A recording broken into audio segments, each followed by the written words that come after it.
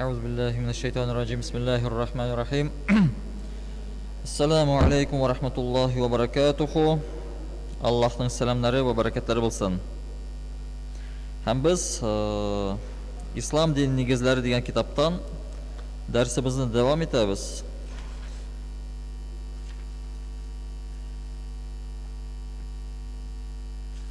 Ham namoz o'quv tartibi degan temaga kelib chiqdik. Namoz o'quv tartibi, namozning muhimligi, kimlar namoz o'qirga burishli. Jamoat, aytamiz, shularni to'xtatamiz. Babaylar.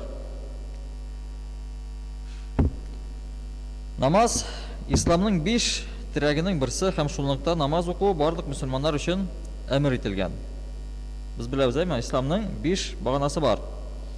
Nasol, shahada, ya'ni ashhadu an la ilaha illalloh va ashhadu anna muhammadan abduhu va rasuluh. İkincisi namaz, roza, zakat, hac. Mana, ham albatta shu 5 tirakning birisi de namoz. Bu Allohning amri. Ham kishilarning eng top vazifasi Allohning borlig'ini ham birligini, Efendimiz Muhammadning sallallohu alayhi vasallam payg'ambarligini ishonu. Mu'minlarning eng muhim ibodati esa unda namoz qilish. Nechun eng muhim? Namazning Alloh qarshidagi ahamiyati turida shunday fakt aytib tura. Qarag'ız, islomning negizlarini o'targa kerakligi turida amrni Alloh taolo payg'ambarga Jibril alayhisalom farishta orqali yetkazsa, namoz o'qirga kerakligin Alloh taolo amrin turdan turiga aytdi. Biz bilamiz, Qur'oni Karim har bir oyat Peygamberimizga Jibril farishta orqali indirildi. Anda Qur'onda oyatlar narsa turida, zakat turida, haj turida, butun narsa turida bor, ammo lekin namozni olsak, namozni Alloh taolo turdan turiga Alloh Peygamberimizga amr qildi. Mi'raj kechasida.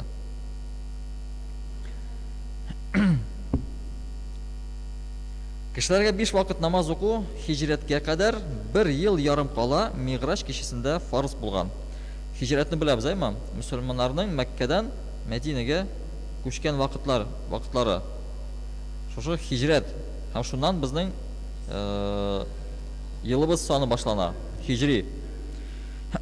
Ham shu hijratga qadar yil yarim qala Mi'raj kechasida barliq musulmonlarga namoz farz bo'la.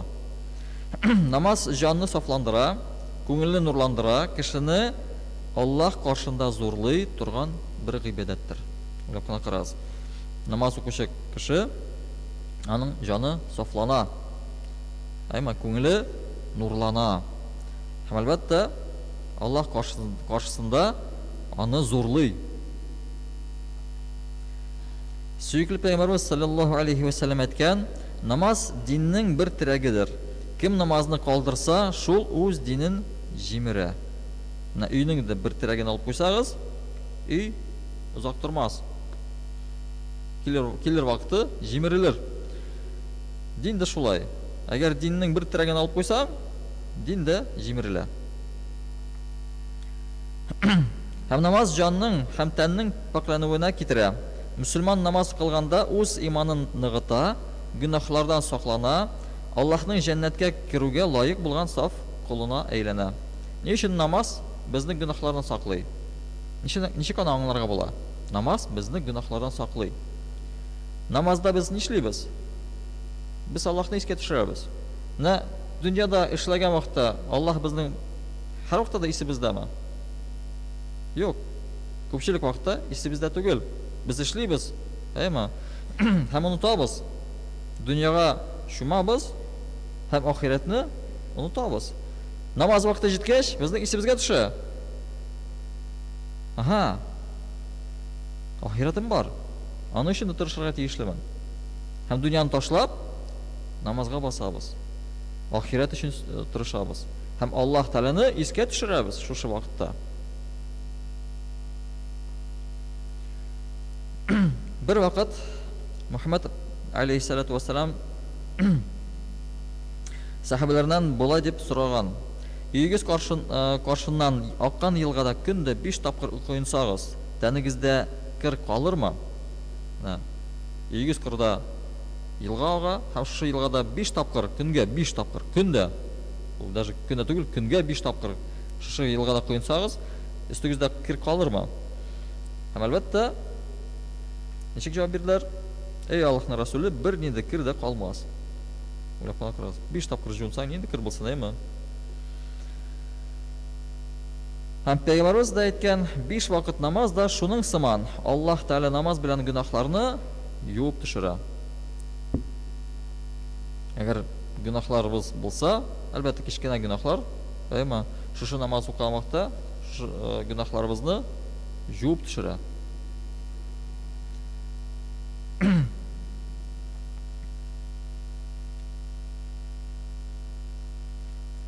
Һәмдә Тәнбихул Гафилиннән бик матур сүзләр алынган.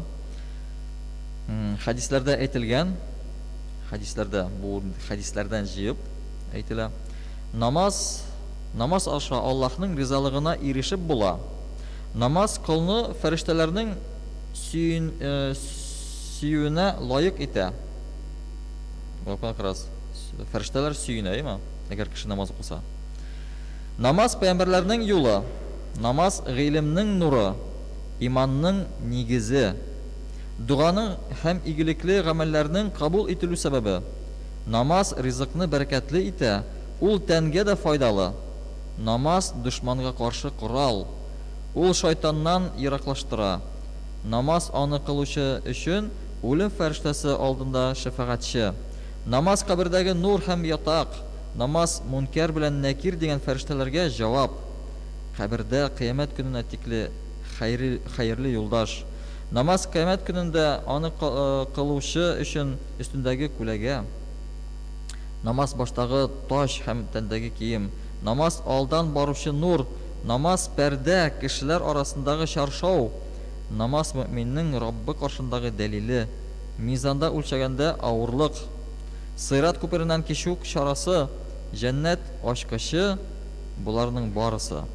Намаз бер үк вакытта тәсбих тә, хәмд тә, тәгъзим дә, кыраат тә, дуга да булган өчен, ягъни бүтән иң яхшы гамәлләрнең һәммәсе бер мөкәммәл намазда тупланган. Уйлап карагыз, әйме? Намаз нәрсә генә түгел. Намаз бүтән нәрсә. Каберебезнең нуры һәм ятагы. Әйме? Безнең юлдашыбыз шу дөньяда. Һәм шәфәгатьче. Уйлап карагыз. Ул да шәфәгать итәчәк безнең өчен. Бер статья булды микән ул бер кеше турында. Бер яшь кеше турында. Яшь кеше намаз укый, әмма һәр вакытта намазны укый иде. Менә намаз менә чыгар дигән вакытта. Алда түгел, менә чыгып китергә тора намаз, шул вакытта гына укыйдыр. Гел соңлата укыйды. Һәм бер тапкыр шулай икенде намазын укып, йоклап китте. Һәм шундый төш күрә. Кыямәт көне. Ягъни кыямәт көне дигәндә, всё, кыямәт булды. Бүтән кешеләр терелде.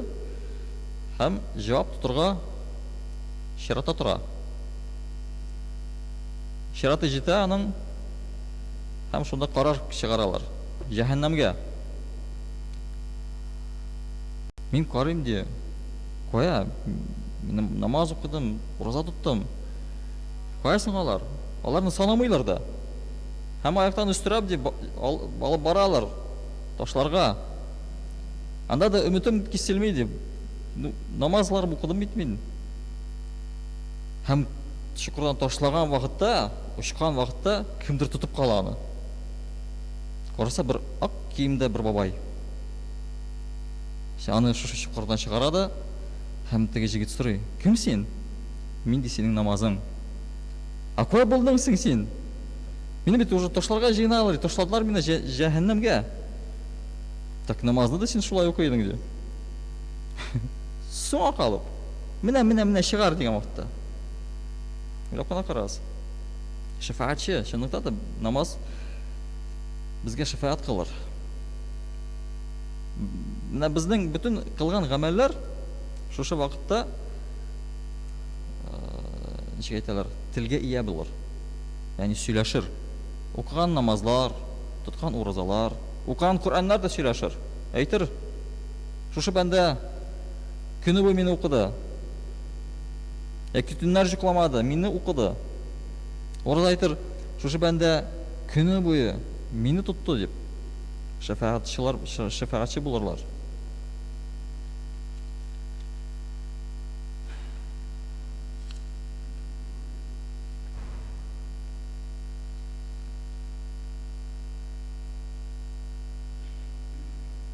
Мөселман кешесе үз намазларын кылырга бурычлы булган кебек, әлбәттә балаларын да намазга өйрәтергә бурычлы. Менә балаларыбыз бар, онукларыбыз бар, әйме? Аларга да без намаз өйрәтергә бурычлыбыз. Пәйгамбер саллаллаһу алейхи ва саллям мөселманнарга балаларын 7 яшьтән алып намазга уже өйрәтергә киңәш итә. Ягъни күнегү өчен, теге өйрәнсеннәр өчен. Чөнки 10 яшь тулгач, намаз инде фарыз булачак. Шушы бәлиг булгач хәтле бала өйрәнергә тиеш, күнгергә тиеш. Ияләшергә тиеш намазга. Санан фарыз булган вакытта ул җип җиңел итеп намазга баса.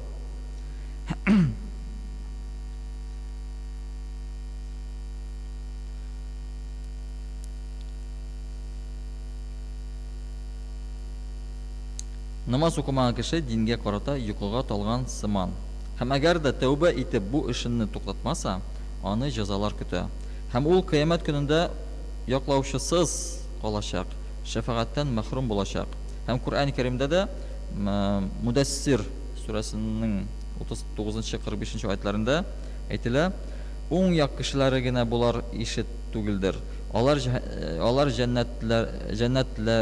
җәннәтләрдәдер. Һәм гөнаһлы кешеләргә сораулар бирерләр. Сезне инде сәкәр җәһәннәменә алып килүче нидер?" Алар әйтер: "Чөнки без намазны кылмый идек, ашатмый идек фәкыйрьләрне һәм адашканнар белән тирәнгә баткан идек." Уйлап кына карасызмы? Һәм әлбәттә намаз укымаган мөселман ул гөнаһлы кеше була. Ләкин мөселман булудан туктамый. Әмма ләкин әгәр намазны укырга кирәкми дип санаса, диннән чыккан була. Мәсәлән, Аллаһка ышана, мөселман, әйме? Белә, намаз укырга кирәк икәнлеген дә белә, ураза тотарга кирәк икәнлеген дә белә. Әмма ләкин ялкау. Юк, ди, мин пока укый алмыйм. Ул гөнаһлы. Зур гөнаһ ясый. Әмма ләкин аны диннән чыгармый ул. Әмма ләкин әйтсә, намаз кирәк түгел дисә, намаз ул обязательно түгел дисә, ул вакытта ул диннән чыккан була.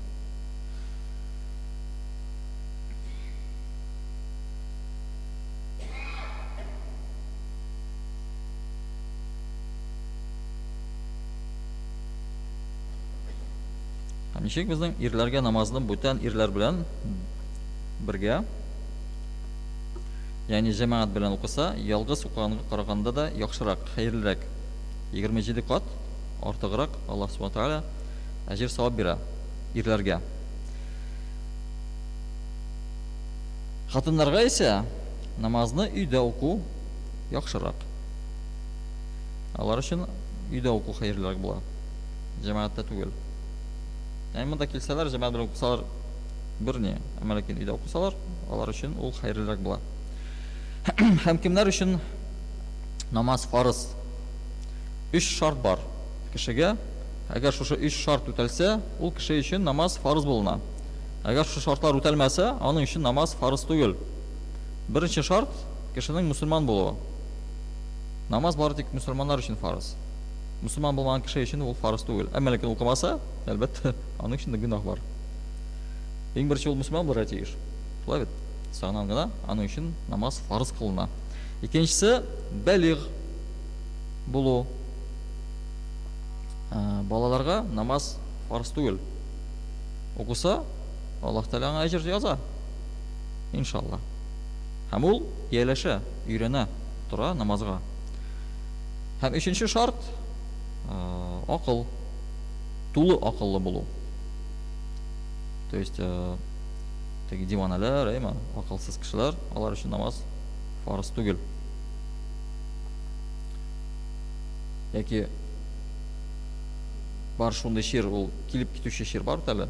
Теге кайчандыр обострение була, а кайчандыр ул нормальный кеше. Не то что эпилепсия, даже не. Шундый кебек бер чирләр бар. Обострениегә туры килә. Менә шундый обострение вакытларында аларга уже фарыз түгел. Нормаль рәвешенә кергән вакытта аның өчен уже намаз фарыз кылына. Шушы 3 шарт үтәлсә генә кешегә намаз фарыз кылына, тиешле була. Һәм монда безнең килеп җитәбез намаз вакытлары. Без беләбез микән намаз вакытлары турында. Шуны карап китик әле. 5 вакыт намаз, 5 вакыт фарыз намаз бар, аларда нәрсә? Иртәнге фәҗр намазы, өйлә намазы, ягъни зухр, икенде намазы, аср, акшам намазы, мәгъриб һәм ястү намазы, иша. Шушы 5 намаз, аларның вакытларын да без яхшы итеп белергә тиешлебез. Чөнки намазны үз вакытында уку аның мәҗбүри шартларының берседер. То есть һәр намазның үз вакыты бар. Аны иртәрәк яки соңрак укып булмый. Ягъни иртәрәк укысаң, намаз кирмәгән була. Һәм син укыган намазың да шушы фарыз намаз булып бармый. Аллаһ Тәгалә бәлки аны нафилә намазы итеп кабул итәр, иншалла. Әмма ләкин шушы фарызны син үтәмәгән буласың барыбер. Һәр намаз үз вакытында укыла. Иртә түгел, соң булса инде ул вакытта казаны кылабыз. Әмма ләкин намаз вакыты кирмичә аны без укый алмыйбыз. То есть үзебезнең фарызыбызны үтә алмыйбыз. Юлда булсак та, кая булсак та. Чөнки Кур'ан Кәримдә Хатыннар сүрәсендә әйтелә, намазларыгызны ашыкмыйча, шартларын җиткереп үтәгез, дөреслектә намаз вакыты билгеләнгән фарыз гамәл итеп йөкләтелде. Кур'ан Кәримдә әйтелә. Ягъни шушы вакыт буенча.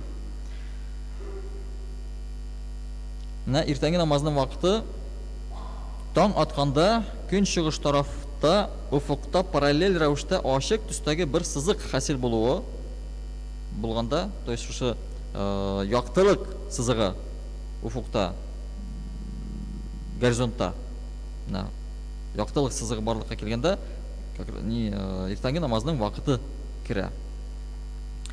Өйлә намазның вакыты кояш зенитка күтәрелеп, иң югары нуктага күтәрелеп, көн батышка тайпылганнан соң күләгәләре көн чыгышка таба узая башлагач керә. Без инде примерно 15-20 минут саныйбыз. Зенитка менгәч, бер 15-20 минут көтәбез, кайчан зениттан әзрәк тайпыла. Шул вакытта өйләне укыйбыз. Икенде намазның вакыты, өйлә намазның вакыты тәмамлануга ук башлана. Ягъни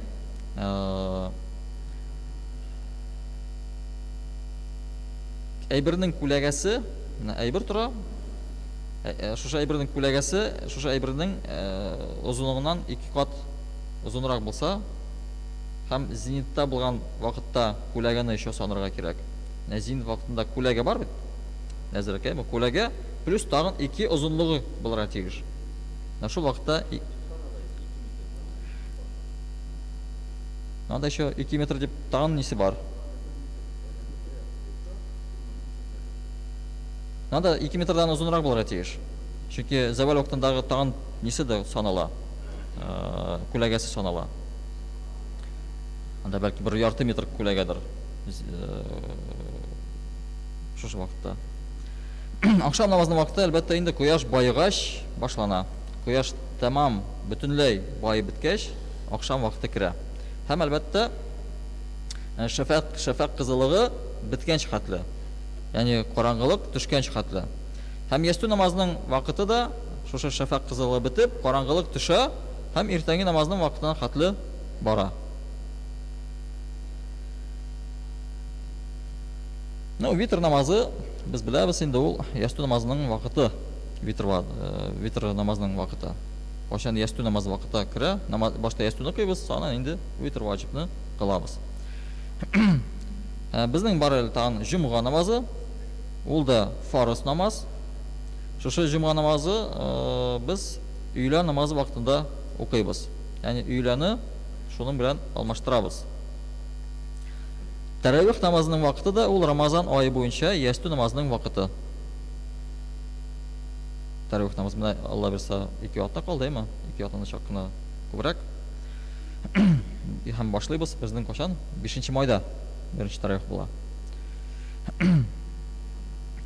Һәм бәйрәм намазының вакытлары да кояш чыгып якынча 30 минут узгач башлана. Һәм кояш зенитка күтәрелгәнчә хәтле дәвам итә. Кояш чыкты, 1 ярты саат үтеп, и кояшның зенитка күтәрелгәнчә хәтле бәйрәм намазларының вакыты. Һәм әлбәттә намазның мәкрух булган вакытлары да бар. Шушы тема буенча бик күп сораулар бирәләр. Кашан намаз укырга ярамый? Нәхәр шушы 3 вакытны әйтәм, шушы вакытта катгый рәвештә укырга ярамый. Он просто макрух, вообще тыла.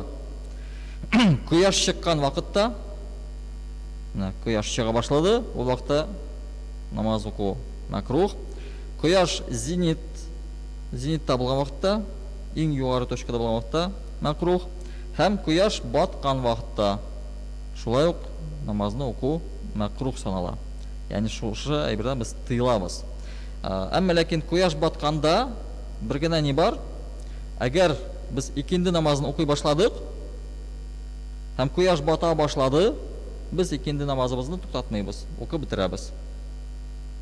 Ә менә иртәнге намаз, әгәр без иртәнге намазга бастык, укый башладык һәм күрәбез, кояш чыга башлады, ул вакытта намазны туктатабыз. Аңлашылаймы? 3 вакытта намаз уку тыйла. Һәм монда искәрмә бар. Как раз күп сораулар бирәләр шушы искәрмә буенча, һәм шуны игътибар итеп тыңлагыз. Иртәнге намазның вакыты кергәч, шул намазның сөннәте белән фарызыннан кала, бүтән намаз укылмый. Аңлашыла? Иртәнге намазның вакыты кирдеме? Безнең намаз вакытлары дигән календарь бар, әйме? Анда сәһәр тәмам вакыты. Шушы сәһәр тәмам вакытына карыйсыз, всё, вакыт кергән була намазның. Ягъни һәм шушы иртәнге намазның сөннәтен һәм фарызын кылмыйча, башка нафилә намазлары укылмый.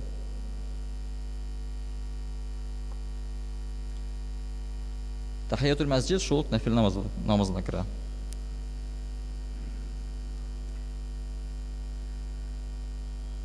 Һәм кояш байыган вакытта бары тик шул көннең икенде намазын гына кылырга ярый. Әгәр ул укылмаган булса. Ягъни әйттек бит әйме? Кояш без икендегә бастык, кояш бай башлады. Һәм без икенде намазын туктатмыйбыз, укыйбыз, дәвам итәбез. Әмма ләкин әгәр шул көннең икендесе булса, әгәр казасы булса, мәсәлән, кичәге икендене укыйбыз һәм кояш бата башлады, ул вакытта туктатабыз.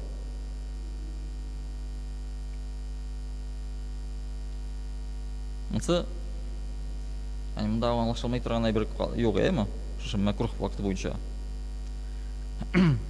Ягъни иртәнге намазга килгәндә, әйме? Нафилә намазлары укымыйбыз, пока иртәнге намазны укымыйча. Әгәр каза намазы бар икән, аны укырга ярый, чөнки ул фарыз намаз. Ул калган намаз, ул нафил намазы түгел, каза намаз. Шуның өчен киләсез икән, пожалуйста, можете казаларыгызны укырга. Каза намазларны.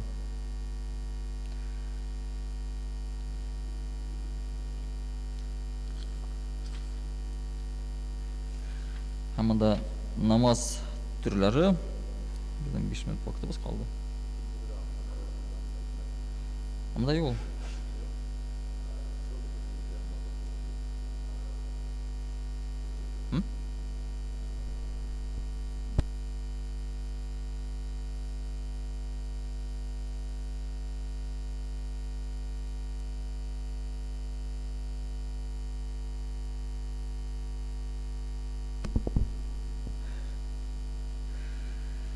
Да, икенде турында мондай әйтелмәгән. Икенде белән охшам турында. Анда ул тагын да ничекрәк бер мәсьәлә. Анда икенде фарызы укылганнан соң, икенде вакыты керде, әйме? Һәм пока сез икенденең фарызын кылганчы, нәфилә намазларны укырга ярый.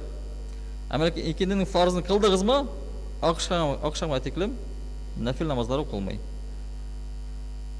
Шундый рәвештә.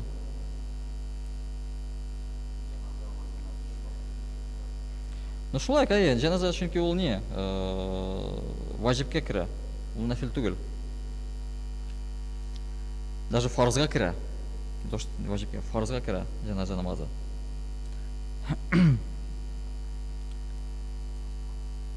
Нәкәрсмәдә әйтелә дә. Намазның төрләре ни ди? Фарыз, ваҗиб һәм нәфил. Әйме? Нәфил ул өстәмә намазлары. Фарыз намазлары алар кайсылар? Шушы 5 вакыт намаз, фарыз, җомга намазы ирләр өчен фарыз һәм җаназа намазы. Әгәр без эләккән без икән җаназа намазына, без аңа кушылабыз.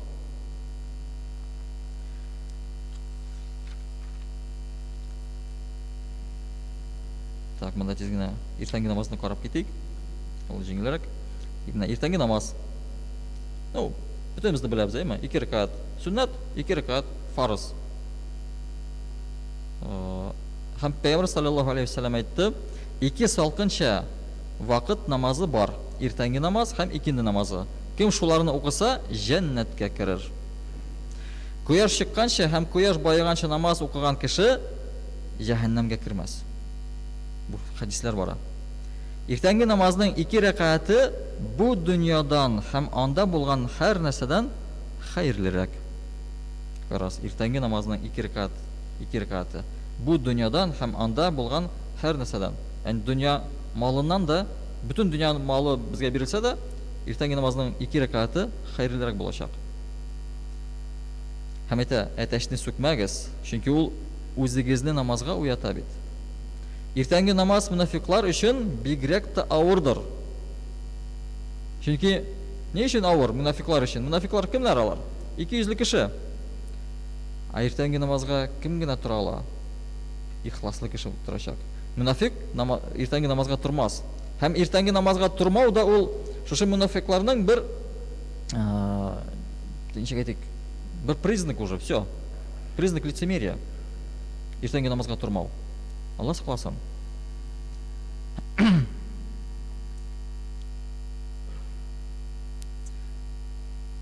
Сез ди йокыга китүгә шайтан сезнең баш артыгызда 3 түйін бәйләп куя ди.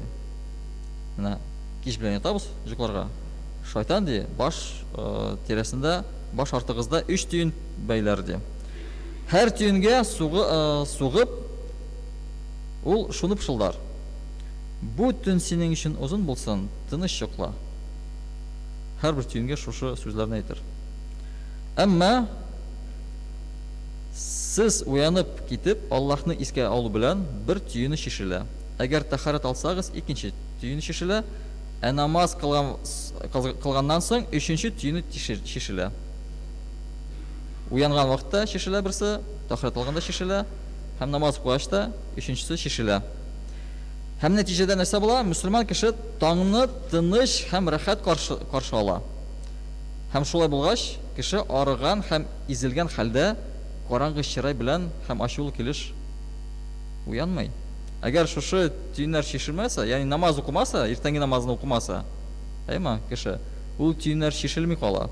Һәм әлбәттә, иртән кояш чыкканнан соң торгач, нәрсә эшли ул? Уф ди, эшкә барасы бар ди. Чырае сытыла, изелә, әйме, уяна алмый, эшкә бара, автобуста йоклап бара, әйме, йокысы туймый, шушы өч тиен белән эшкә бара, шушы өч тиен белән эшкә кайта. Алла сакласын.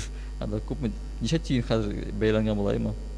Бер генә бит тапкыр бәйләми, шайтан гел бәйләп тора. Ярар, иншалла. وآخر دعوانا أن الحمد لله رب العالمين.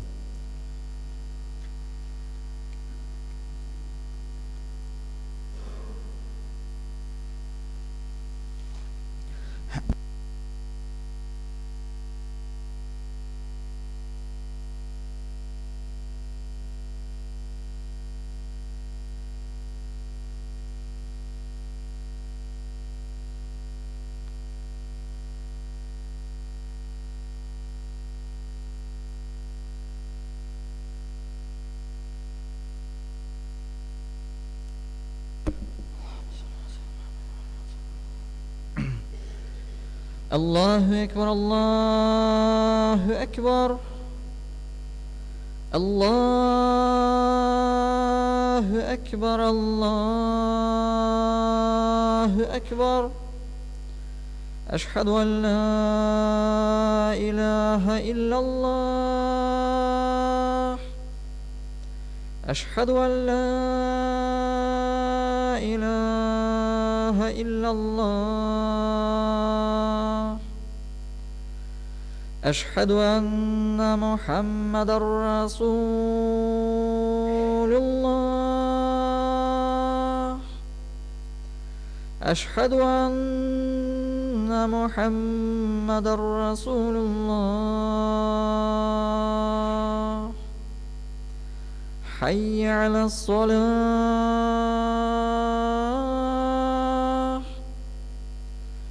حي على الصلاة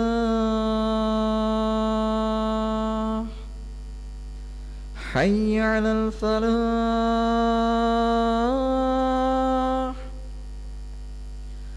حي على الفلاح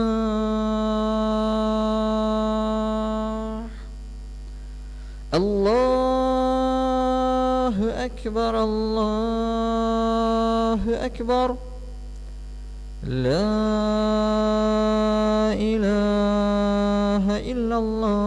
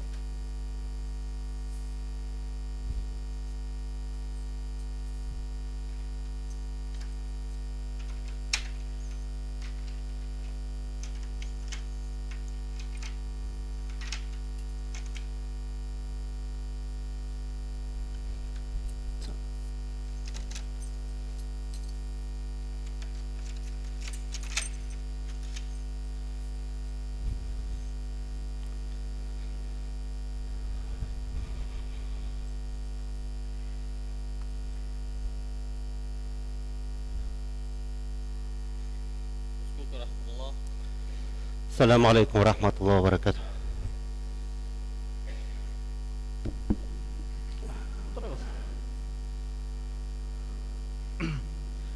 الله أكبر الله أكبر الله أكبر الله أكبر أشهد أن لا إله إلا الله أشهد أن لا إله إلا الله أشهد أن محمد رسول الله أشهد أن محمد رسول الله حي على الصلاة حي على الصلاة حي على الفلاح حي على الفلاح الله أكبر الله أكبر لا إله إلا الله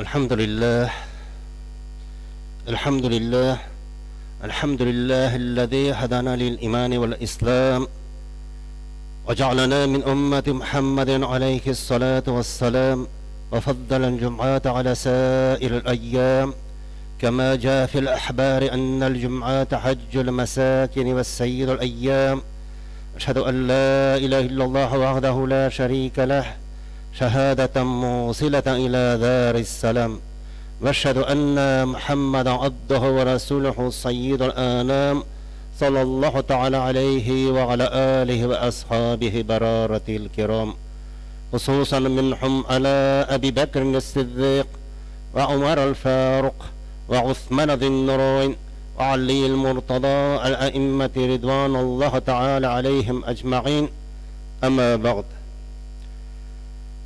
الحمد لله الحمد رب العالمين والصلاة والسلام على رسوله محمد وعلى آله وأصحابه أجمعين alamlarning Rabbisi tarbiyasi va Alloh subhanahu va haq taqaligidagi barcha sanalarimiz, barcha maqtovlarimiz, barcha shukronlarimiz bo'lsa edi. Hamda shu alamlarga da rahmat etib jibarilmish, ko'ndirilmish payg'ambarimiz Muhammad Mustafa sallallohu alayhi vasallamga da bizlarning yuraklarimiz turibizdan chiqqan salat sharifalar bo'lsa edi.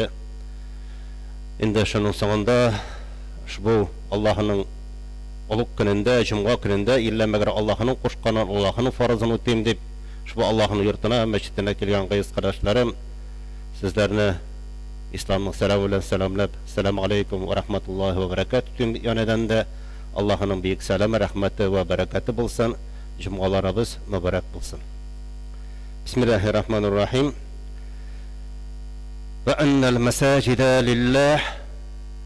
Alloh taala ayta, masjidlar alar haqiqatda Alloh'niki. Masjid Alloh'niki. Şulay ayttirib biz Beytullah deymiz, masjid deymiz. Beytullah Allah yurti degan so'z, sajda o'rni, Allohga sajda qila turgan o'rin. Ham endi turli yurtlar bor, turli binolar bor, zo'rlari bor, kichkinalari bor. Har birisining ismi bor. Ammo shu butun yurtlar orasida da, binolar orasida da eng xayrli bo'lgan yurt ul masjid, Alloh yurti. Dunyoda eng xayrli o'rin ul masjid.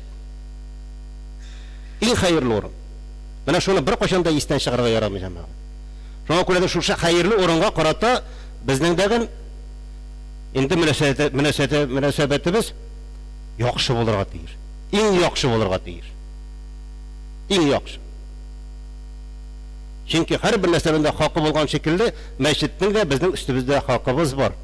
Haqqi bor. Sening kurshingning degan, sening tayinda o'tirishi 2 kishingda, 3 kishing, 4 kishing degan senda haqqi bor.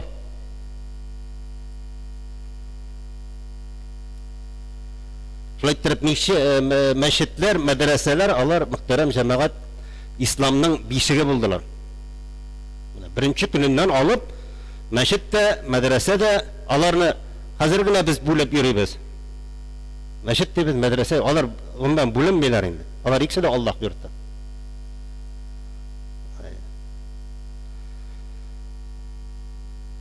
Alar bulunmuyorlar hem ikisi de Allah yurtta. Şu an Kore'de indi meşitten toraldı İslam. İslam meşitte üstü. Meşitte ilim birildi. Medreselerde ilim birildi. O üstürildi hem bütün dünyaya taratıldı. Qarağız bir belekegine bir toşkadan bir pişmaktan bütün dünyaya taraldı. Elhamdülillah. Hem de Peygamberimiz sallallahu aleyhi ve sellem'den Mekke'den Medine'ye köşkenden soň en birinci işlerinden birisi nerse buldu? Ol da bulsa meşit salıp şolay bir. Müslümanlarını birleştirүү. O vaqtda cemaat namazları yok idi. Ele meşitleri yok idi. Namazlarını yığılışıp okuylar idi. Hem de Peygamber sallallahu aleyhi ve sellem Medine'ye kelgenden soň en birinci iş etip halkını jıyıp öme kurup öme bilen jetkirdiler. Şoňa görä menamda da qara kelegele. Komünistler tugul, başkaları tugul, en birinci ömelerini ötkärüşi kim? Peygamber sallallahu aleyhi ve sellem. Hem şulay devam etti. Şulay devam etti. Her vakitte da bizim babaları da şulay buldular. Qayağına köşüp oturmasınlar, qayağına köşüp gelmesinler. En birinci işler irse buldu. En birinci işleri halklarını birleştire turgan meşitni salgu. Özlerini yurt oturunda qayaramadılar. Özlerine endi belekegine kirip yatırlık birinci keyleri bulsa, birer şalaşları bulsa, şul jitip durdu. En birinci motor etip meşitni köterip koyarlar. Meşit bulgandan soň andarsın kalgany gede. Andan soň özlerinin yurtlary turunda oýlaýlar. Mine bugünkü qaraş hem bizning babalarımızın hem birinci Müslümanların qaraşları bugün bik to'g'ri kelmaydi. Bik yiroq. Bik yiroq.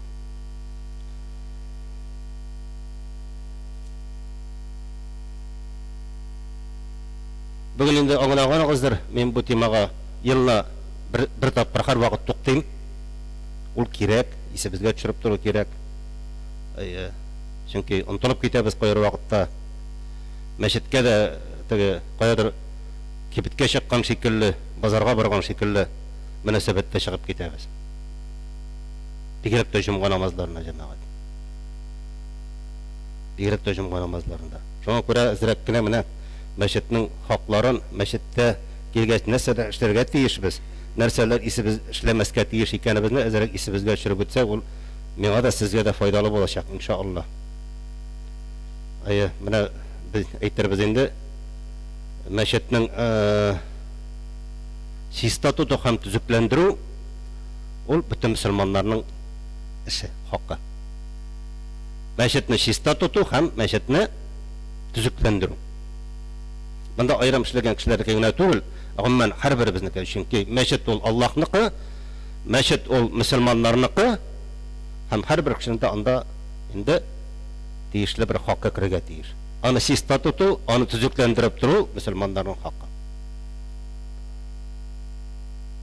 Elbette indi meşitler indi en hayırlı urun bolgaç dünya ýüzünde ol şista hem pakta bolga tiýiş. Çünki İslam şistalıkka, paktalıkka tüzülgen. Müslüman özü de şista pak bulurga tiýiş. Hem meşette degin namaz okydyran urulagyn ol namazyň şartynda da bar şolay bit, şista hem pak şista bolurga tiýiş. Her birisi de. Hem bu şistalykyny saklaw bizning kömek işimiz. Şoňa görä men bunda gaýber aýbellerge endi men ihtibaryňyzy jelip etmekçi bolam.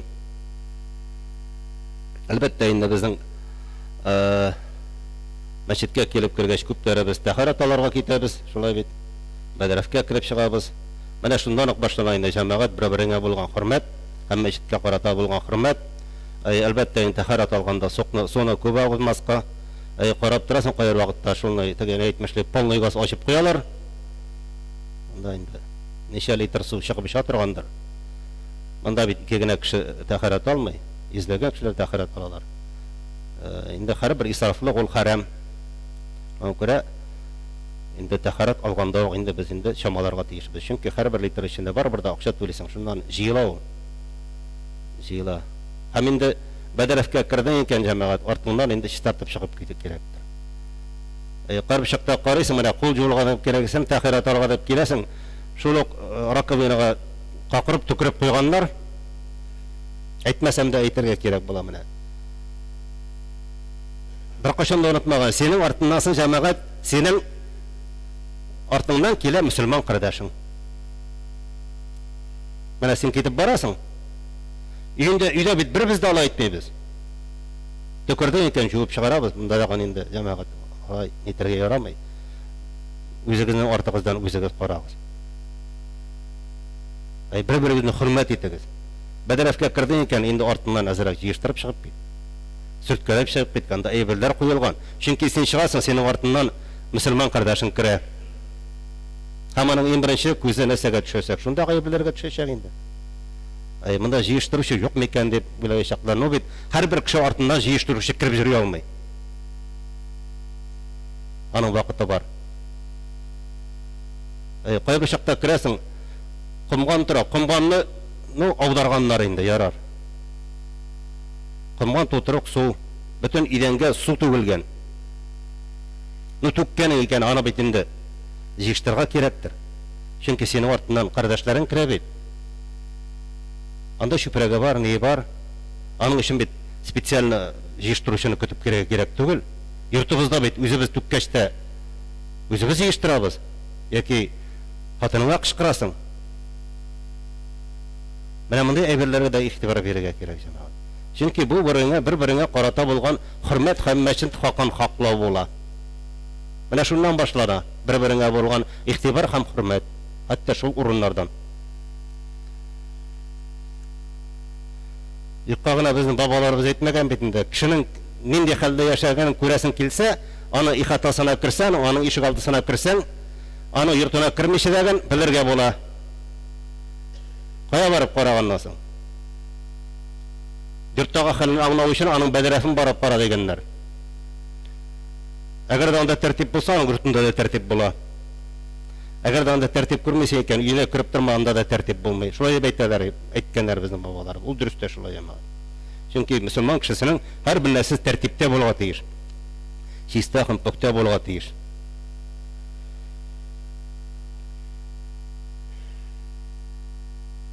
Менә безнең мәчетләрдә инде язылган такталар тора, шулай бит анда мәчеткә оек башлары кимичә, носкилар кирмичә кирмәгез дип. Без аны язып белдек инде хәер. Бу бит нидер бер ни түгел.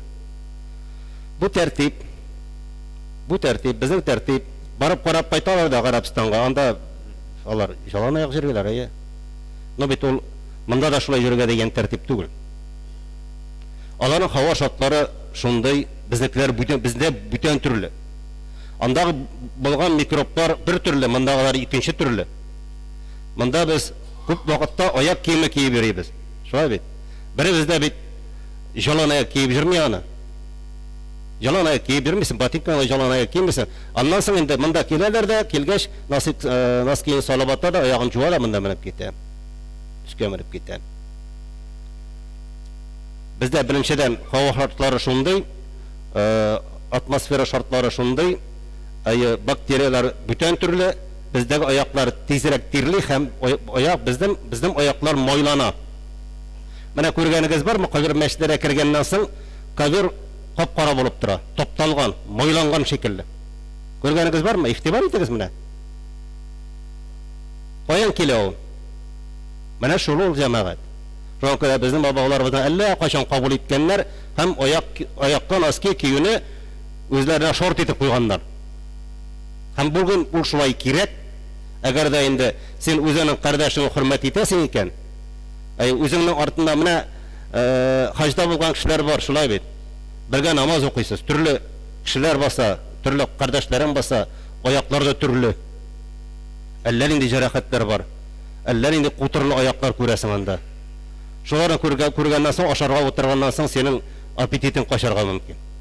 Бу беренчедән аны күрсәтми, саклый, андагы булган ширләрне монда калдырмый дигән сүз. Менә микроб дип әйтәләр бит. Шуңа күрә менә монысы гигиенада һәм чисталык та, паклык та, бер-береңә булган хөрмәттә. Шуңа күрә аякларыгызга носкиларыгызны киеп килә торган һәм чиста. Без бит инде илә башка намазларда бик күлмәсәк тә, җомга намазына менә әлхәмдүлилләх мәчетләр тула. Җомгага бит инде безнең урысча әйткәндә особый подход булырга тиеш, шулай бит. Җомга ул җомга. Аның исеме дә җомга. Шуңа күрә без җомга намазында без илә намазын укыйбыз, дүрт фарызны укыйбыз, җомга намазы укыйбыз. Бу Аллаһ Тәала тарафыннан әйтелгән. Шуңа күрә дә җомгага килгәндә зиннәтләнеп килегез дигән Аллаһ Тәала әйткән. Зиннәтләнеп. Зиннәтләнеп дигән сүз иң яхшы киемнәрегезне киеп килегез дигән. Көндәлек киеп йөри торган киемнәрен түгел җәмәгать. Бүген кием әлхәмдүлилләх бар. Бар безнең дә бар. Шулай бит. Бар. Берничә киемебез бар. Элекеге мөселманнарның бер киеме булган, кайберсенең ике булган, байракларның өч булгандыр бәлкем. Шул бер киемне киптиреп, киеп килә торган булганнар. Ул чиста булган. Бәлкем ямаулары да булган, әмма чиста булган, пак булган. Һәм инде җомгаларга килгәндә аксылдарак әйберләр киерергә кирәк. Менә бүген карасам, монда чып-чуар утырабыз без. Шула Гарәбстанга барсаң, алар аппак утыралар, шулай бит. Араларында генә. Бу да пәйгамбәребезнең сөннәте. Шуңа күрә җомгага килгәндә аерым үзенең хөрмәт итсәң икән, үзенең кардәшләрен хөрмәт итәсең икән, истемайлар сөртеп, матур итеп, пөхтә итеп кидергә кирәк җәмәгать. Менә бу да мәчеткә карата булган, җомгага карата булган безнең хөрмәтебез, ихтирамыбыз.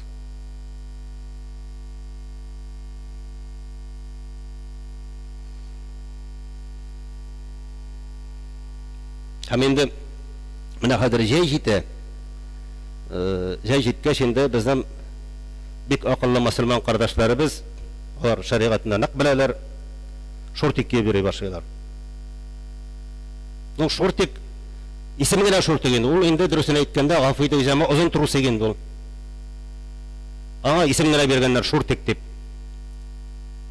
Берегез дә өйдә дә аның белән йөрмисез. Ул әлбәттә гаврәтне каплый торган, әгәр дә тезне каплый икән, киндекне каплый икән, гаврәт каплана. Вот мин беләм дә инде гаврәт капланганмы ди? Капланган. Ну, шортик киеп җәмәгать инде иң хәерле булган Аллаһ йортына килергә кирәк түгелдер. Без бит башка йортларга барганда, администрация барганда, берәр түрә янына барганда, берәр дә шортик белән майка киеп бармыйбыз. Шулаймы, юкмы? Мәчеткә майка белән шортик киеп киләбез җомгага. Аллаһ каршына басабыз. Бу әйберләрне бит аерыга безгә Аллаһ Тәала фикер биргән җәмәгать. Киемебез бар, әлхәмдүлилләh. Ну, шортигын киен дә бакчада. Иде субина төшкәчки, әмма мәчеткә түгел. Әле мин балаларга ярар әйтергә мөмкин, теге балаларны. Ну, аларга да без әйтәбез. Аларга да тәрбия кирәк, бирә кирәк. Үсеп биткәч, алар да аңласыннар, күрсеннәр, белсеннәр. Аларга теге бәләкәй вакытта әзрәк рөхсәт ителгән әйберләр, алар аннары тоже алар аны инде вакыты җиткәннән соң эшләмәскә тиешләр.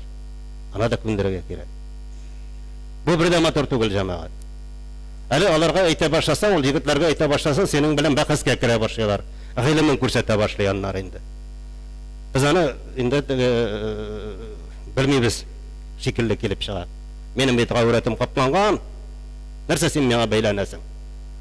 Шәригатьне белмисеңме диде. Без шәригатьне беләбез, әлхәмдүлилләh. Ана җәмәгать күрәсең, бәләкәй генә әйберләр шикелле алар. Әмма шуннан ни җыела? Менә бер-береңә карата булган хөрмәт, менә шу бабайга булганда хөрмәт, яшенә булганда хөрмәт, мәчеткә булганда хөрмәт, һәм Аллаһ Тәала булган мөнәсәбәт бездә шунда күренә. Шуңа менә бу әйберләрнең бөтенесенә дә игътибар итәргә кирәк. Бу җәмәгать бөтенесен бергә җыеп әйткәндә тәртип дип атала. Һәр бер нәрсәнең тәртибе бар, шулай бит. Һәр бер йортның тәртибе бар. Үзең йортыкта тәртипне син үзең саласың. Ну, иркче буларак инде мин иркчеләргә әйтәм, шулай бит. Тәртип булмаса, ул тәртип бузылган өчен кемнедер сүгәбез. Анда хатыныңмы, балаларыңмы? Шулай һәр бер йортның да тәртибе бар. Нинди генә бинага барма, үзенең таләпләре бар. Кайберсе сине кертмиләр дә бөтенләй. Болай кермәдиләр. тикшереп кертәләр. Бер көн WhatsApp'тан карыйм, бер видео җибәргәннәр. Ну, кайда икәнен әйтмим.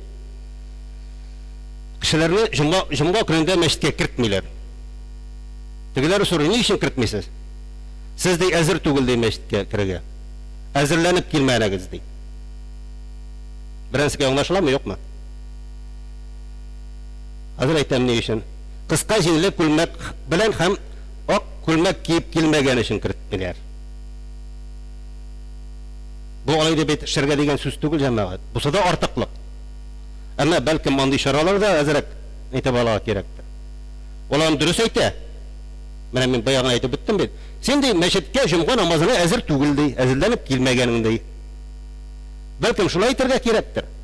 Безнең бабаларыбыз шейтырган булганнар, менә бүгенге көндә мәҗлескә чакырасың. Мәҗлескә без ярты сагать алдан киләбезме, әллә бер 20 минут, 15 минут соңрак килергә яратабызмы? Соңрак килергә яратабыз. Һәм ул әйбер әкренгенә керә бара бит инде. Безнең бабаларыбыз акыллы булганнар. Алар шушындай әйбер кабул иткәннәр, капканы бикләп куярга. Сәгать 2-гә чакырдың, 2-гә килеп бетмәде, 2:03 минуттан 4 минуттан капканы хәзяин бикли торган булган. Бикли куя. Все бетте. Карыйсың, ничәдер кеше соңга калды. Карыйсың, икенче мәҗлескә килгәндә инде 15-20 минут алдан килеп утыра. Бу тәрбияви чаралар бөтенесе дә. Буларны кулланып була.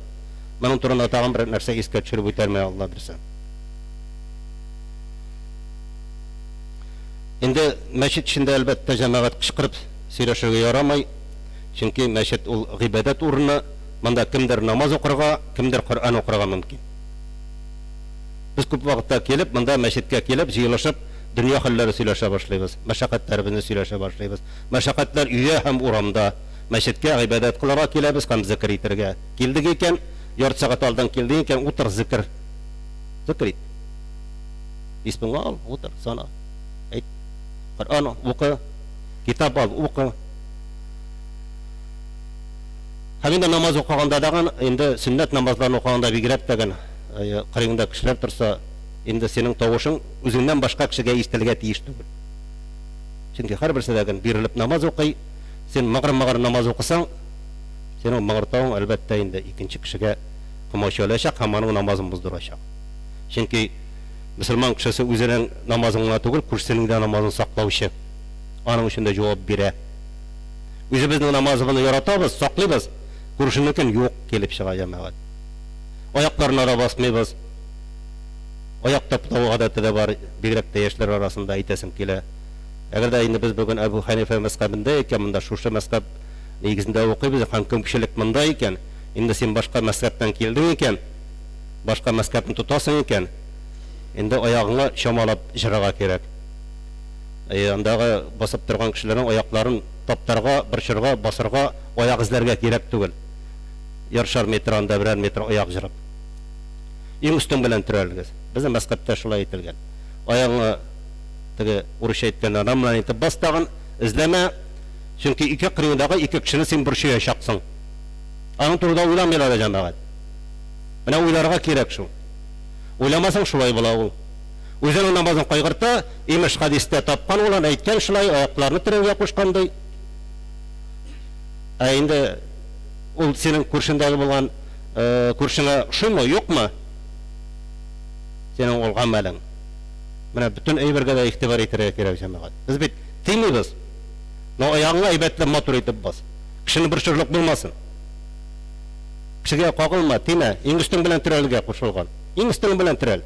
Шайтан кирмәгән, кирәм дисә, шайтан любой җиргә керә ул. Синең аягың терәлгәнне генә карап тормый. Ул астанда килә, өстендә килә.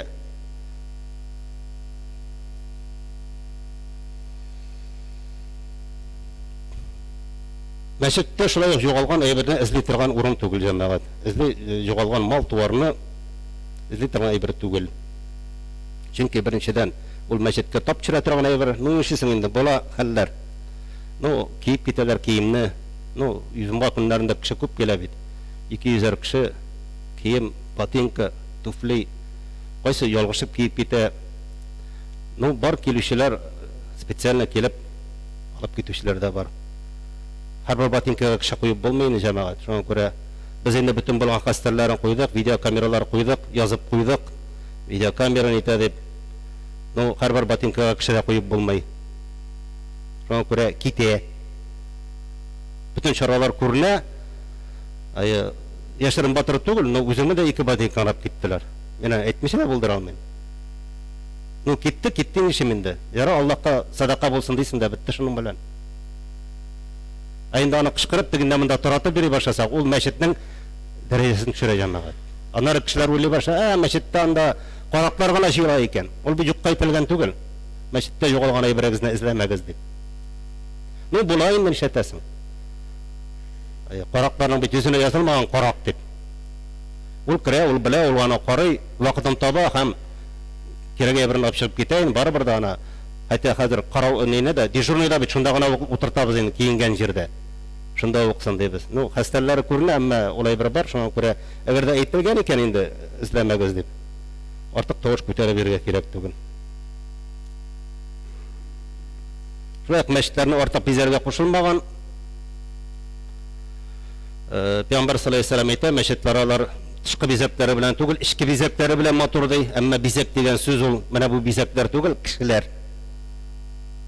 Аны галимнәр тәфсир кыралар, иштәге бизәкләр ул кешеләрнең күплеге. Тыштан дагын теге җәлеп итеп тормасын, ай дип теге карап торырлык. Һәм иштән дә кергәч теге уш китәрлек ни булмасын. Бүген бар инде уш китәрлек мәчетләрдә, әмма мәчеткә кергәннән соң кеше бирелеп намаз укысын өчен башка әйберләр, андагы бизәкләр аның инде ихтибарын җәлеп итмәй өчен әйтелгән әйберләр ул. Бу хадис. Әгәр дә мәчеттә тәртип булса, чиста булса, пакта булса, һавасы да чиста булса, ул мәчеткә керәсе генә килә. Ул үзенә тартып тора торган була, киресенчә.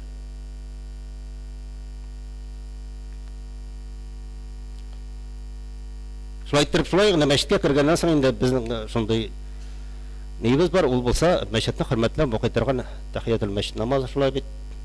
Инде Пәйгамбер саллаллаһу алейһи ва сәллям әйтә, мәчеткә кергәннән соң 2 рәкъат мәчет намазы укымыйча утырма дип.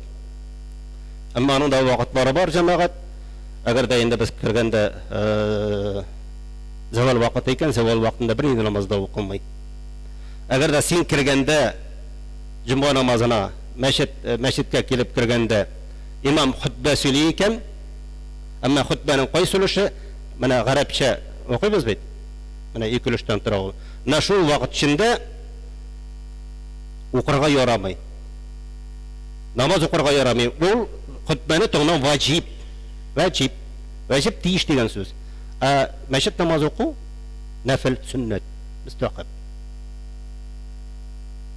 Нашунда әйберләрендә белергә кирәк.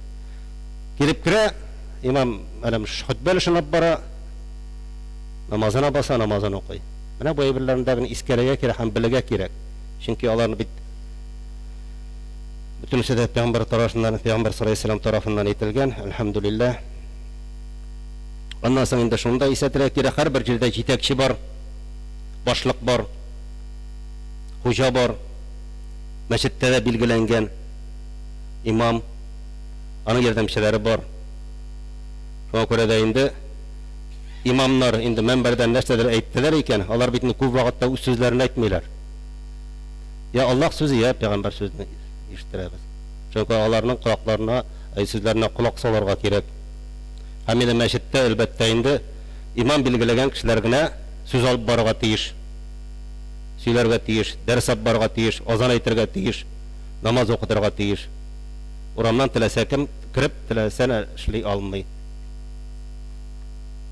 Чөнки Пәйгамбер саллаллаһу алейһи ва сәллям әйтте, мәчеттә диде 3 кеше сөйли диде. Берсе имам, икенчесе имам билгеләнгән кеше, өченчесе кем? Мактанчык. Мактанчык буласыгыз киләме? Мактанчык. Имеш гыйлем алганда менә гыйлемен тарата. Тәҗвидне өйрәнгәндә, все бетте, үзен галим саный уже. Фитнә килеп чыганнар, фитнә чыгара. Фитнә чыгаручы, фитнә ул кафиргә караганда да яманрак. Фитнәченең ни гамәле. Менә юк кына әйберләрдән Бетнәшәгә шуңа күрә үзегенең гамәлләрегезне саклагыз җәмәгать. Әлхәмдүлилләх, тиеш булганнан эшләгез, тиеш булмаганнардан тыелыгыз. Бер бик күркәм генә бер халык турында исегә төшереп үтәсем килә, ул бүгенге вагызга кагылышлы. Алар шул кадәр ки менә мәчетләрне яраталар. Мәчетләр төзергә яраталар. Мәчетне тутырга яраталар. Имамнарны яраталар шул кадәр. Әмма үзләре шул кадәр хәерче хәлдә яшиләр. Шул кадәр хәерче, анда илләр бармак белән санарлар. Бу негр дигән дәүләт бар. Негр дигән дәүләт. Нигерия түгел, негр. Ишеткәнегез бардыр, шулай бит. Бәлкем кемнедер ишеткән дә юктыр. Ул мөселман иле 90%-ка якын авыр җирлегендә яшиләр. Ну шәһәрләр юк инде практически. Шундай теге халык. Әмма бик авыр хәлдә яшиләр. Әмма үзләренең авыр хәлләрен яшиләр бер кайчан да зарланмыйлар. Һәм кырмыска шикелле эшлиләр. Тамакларын туйдырыр өчен, гаиләсен туйдырыр өчен, бер лепешка алыр өчен күнне буе эшлиләр. Бер туктамыйча. Бер туктамыйча эшлиләр. Туктайлар кайчан? Кайчан азан вакыты була. Шунда гына туктайлар. Азан булмаса туктамыйлар. Азан булды, азан тавышы беренче Аллаһу акбар дигән ишетү белән бөтенесе туктайлар. Тиз генә кем кайда тәһарәтен ала, һәр бер нәрсәне үзләре белән алып килгәннәр, сулары шунда тора, кымганнары шунда тора, bütün җайланмалары бар, намазлыклары шунда, мәчет булса мәчеткә йөгерәләр, мәчет булмаса шунда тиз генә тәһарәтләнәләр, басалар да җәмәгать намазы укыйлар, укып бетерәләр, тагын эшкә. Тагын эшкә. Көн үтен эшлиләр. Баласы да эшли, хатыны да эшли, әбисе дә эшли, бабай да эшли, бөтенсе дә эшлиләр. Тамак туйдырыр өчен. Һәм күрсәтәләр мәчетләрен. Бер авылның мәчетен күрсәтәләр, таш мәчет иткергәннәр. Үзләре торалар балчыктан ясалган йортта. Балчыктан. Катырып ясыйлар. Шатланалар шуның өчен бездә мөмкинлеге бик әз, әмма бездә таш мәчет иткердек. Зор итеп таш мәчет иткергәннәр. Әле анда да кайбер нәрсәләр теге бик нигенә инде. Түшәмнәрендә дә күрнәндә такта түгел бүтән нәрсә. Ну шундай теге ни инде. Сүз гына теге материал. Нәрсә тапканнар, мискин нәрсәне иткәннәр. Без моны 13 ел иткердек ди. Тиенен тиенгә санап. Акчалары юк, ниләре юк. Әмма мәчетне шул кадәр яраталар. Мәчеткә килергә шул кадәр яраталар. Һәр бер намазны якын булса намаз мәчеткә килеп укырга тырышалар. Һәм һәр берсе мәчетне кайгырталар. Имамнан шул кадәр хөрмәт итәләр. Әгәр дә берәр кеше берәр җирдән күченеп килә икән, шушы авылга иң беренче эше мәчеткә бару һәм имам белән танышу. Бу урысча әйткәндә писанный закон. Без алайтмыйбыз бит, шулай бит. Сорамыйбыз да, бармы юкмы? Алар иң беренче күченеп килде икән, иң беренче мәчеткә бару һәм имам белән танышу. Кая гына барса да бүтән әйберне әзерләп чыгаралар, төрләсә кайсы урында намаз укырга. Бер кемгә дә бурчып та йөрмиләр, кая су бир монда, кая тегесен бир дип. Һәм хәтта үзләренең шушындай хәлләре бар ки, намаз укымаучы кеше турында алар бөтенләй уйлый белмиләр. Сорасаң менә бу кеше теге намаз укымый дип, уларны әйтәлмый уларны теге күрмәсә дә теге, ну намаз укымый торган кеше практически бездә юк дип әйтәселәр килә. Әгәр дә берәр кешенең намаз укыганын белсәләр һәм ул кеше вафат булса, ул кешегә хәтта җиназа намаз укымыйлар. Намаз укыганын белмәсәләр. Инде әгәр дә аның намаз укымаганын кемдер белсә, аның белмәсә яки белсәләр, белмәсәләр, менә бу кеше намаз укый, әмма кешеләре белмәй. Һәм аның шаһиты булырга тиеш. Ул кеше имам булырга тиеш. Гади тегене түгел, имам була. Әгәр дә имам әйтсә, мен күргәнем бар, бу кеше намаз укыйса, ул вакытта җиназа намазын укыйлар. Менә бу теге безнең бабайларның теге капка бикләгән тәртибе шикелле. Менә бу бөтенесе тәртипкә чакыра торган әйберләр җәмәгать. Тәртипкә чакыра һәм иманга чакыра торган һәм мөселманнарны берләштерә торган әйберләр бөтенесе дә. Бәлкем теге кайбер артыклык та күренә торгандар анда, шулай бит. Артыклык юк анда. Артыклык юк. Алар шулай үзләрен шулай иялендергәннәр. Шушын авыр хәлдә яшәрсәдән бөтенесе дә менә карыйсың видео, бөтенесе шат күңелле. Үзләре эшлиләр, эшләгәндә дәген. Теге чырайын сатып түгел, әнәй. Шул булган эшләгән эшләреннән канәгать, булган әйберләренә шул кадәр канәгать, шушында үзләренең мәчетләре булуга шул кадәр сөенәләр, беләсеңме? Шул кадәр сөенәләр. Менә без һәм алар белән аерма. Алар бүгенге көндә шунда авыр хәлдә яшәсәләр дә менә элекеге беренче мөселманнарга хас сыйфатлы тоталар. Без әле бу әйберләрдән ераграк җәмәгать. Ераграк. Шуңа күрә менә бу әйберләрне дә үзебезгә кертергә тиешбездер. Менә мәчетләр төзеп иткән, мәдрәсәләр төзеп иткән, әлбәттә бу инде безнең үстебездә торган бурычыбыз җәмәгать. Бер-ике кешенең генә бурычы түгел. Бер-ике хәзрәтнең генә бурычы түгел. Бөтенебез бергә күмәк булганда гына мондай әйберләрне эшләп чыга алабыз. Менә һәр мәдрәсә сала башладык, әлбәттә һәр эшне башлыйбыз. Алла бирсә. Кем нәрсә белән булыша ала? Кем акча белән, кем кулы белән, кем сүзе белән, кем транспорт белән, кем кирпеч белән нәрсә булдырабыз, шуны эшләйбез. Шулай булганда гына җиткерә алабыз. Җәннәт мәчетендә шулай булганда җиткерә, мондагы мәдрәсәдә булмаса шунда төзелә. 5 ел, 15, 20 ел сакал чыга һәм башкасы. Без чыннан да менә үзебезнең исламга булган карашны, мәчетләргә булган карашны, бер-беребезгә булган карашны ныгытып үзгәртергә кирәк. Үзгәрергә кирәк үзебезгә, һәрберебезгә дә. Иң беренче менә башлыйк әле мәчеткә җомага килүдән. Матур итеп киенеп килү әле. Һәрберебездә. Иң матур киемнәребезне, иң чиста киемнәребезне, ак чалбарлар, ак күлмәкләр киеп. Менә монда олы кешеләр бар, алар әйтерләр, элек ничек йөриләр безнең авылдагы бабайлар? Ничек йөриләр? Ак штан кияләр, ак күлмәк кияләр, озын җиңле. Шулаймы? Шулай. Без бүгенге көн хәзерге дәвр бабайлары ничек йөрибез? Башыбызда кузуроклы фуражка. Һәм инде калган инде дигән нәрсә бар, шуны киябез инде. Аерма бар бит, бар. Шулык татарлар, шулык мөселманнар. Күрә бездән үрнәк алалар башкаларда җәмәгать. Күрә инде без башкалардан азрак үзебезнең төсебез, кыяфәтебез, киемнәребез белән азрак аерылырга тиешбездер. Читтән караганда бу кешенең мөселман галәмәте күренергә тиеш. Сүзендә дә, йөзендә дә, киемендә дә. İnşallah Allah şunu nasip etsin cemaat. بارك الله لنا ولكم في القرآن العظيم ونفعنا وإياكم بالآيات والذكر الحكيم إنه هو الغفور الرحيم الجواد الكريم السميع الدعاء.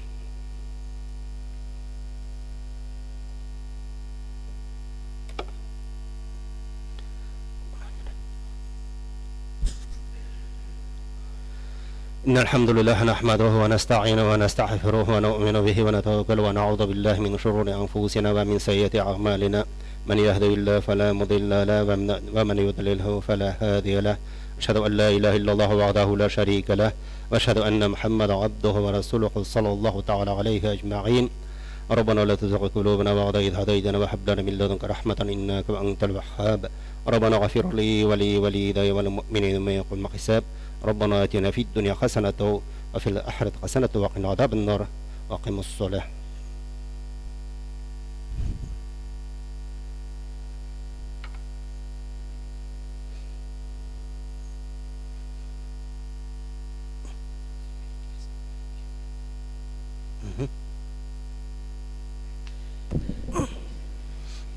الله أكبر الله أكبر الله أكبر الله أكبر أشهد أن لا إله إلا الله أشهد أن لا إله إلا الله أشهد أن محمد رسول الله أشهد أن محمد رسول الله حي على الصلاة حي على الصلاة حي على الفلاح حي على الفلاح قد قامت الصلاة قد قامت الصلاة الله أكبر الله أكبر لا إله إلا الله.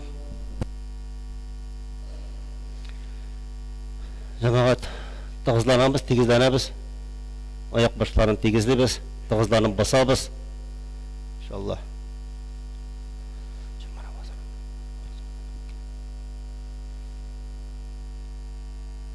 الله أكبر.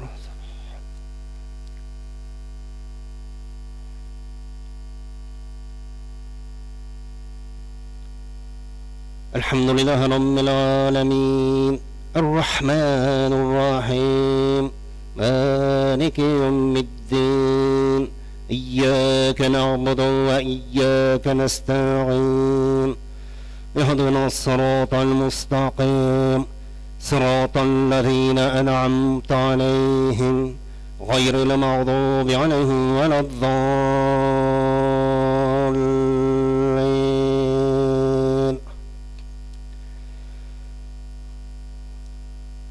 والتين والزيتون وطول سينين وهذا البلد الأمين لقد خلقنا الإنسان في أحسن تقويم ثم رددناه أسفل سافلين إلا الذين آمنوا وعملوا الصالحات فلهم أجر غير ممنون.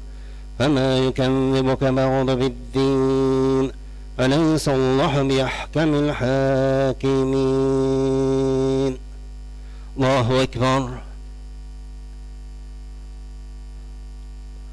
سمع الله لمن حميده. الله أكبر. الله أكبر. الله أكبر.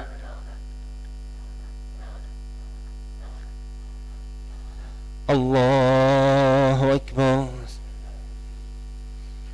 الحمد لله رب العالمين الرحمن الرحيم مالك يوم الدين إياك نعبد وإياك نستعين اهدنا الصراط المستقيم صراط الذين أنعمت عليهم غير المغضوب عليهم ولا الضالين.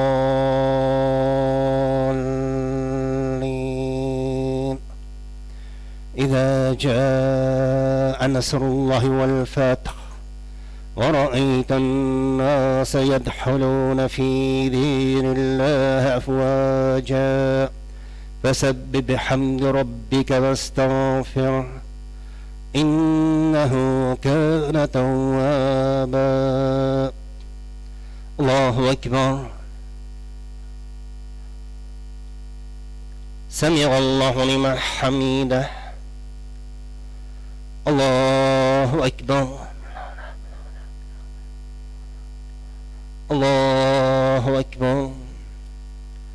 الله أكبر. الله أكبر.